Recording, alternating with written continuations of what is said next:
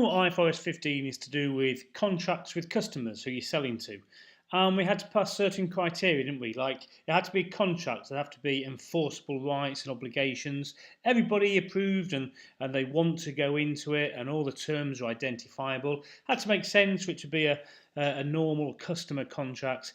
And then there was this one where the consideration must be probable. So the money that you're going to sell, the collection of it must be probable.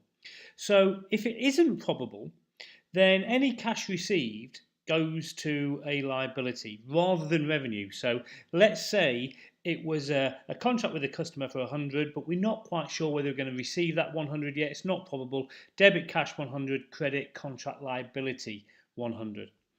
And then until we do our performance obligations, which is basically what we have to do in order to make the money. So until we've done all of that and we've got all the money in, once we've got all the money in, once we've done all our job, then we can get rid of that contract liability and then credit revenue. Okay, so that's when the consideration collection isn't probable.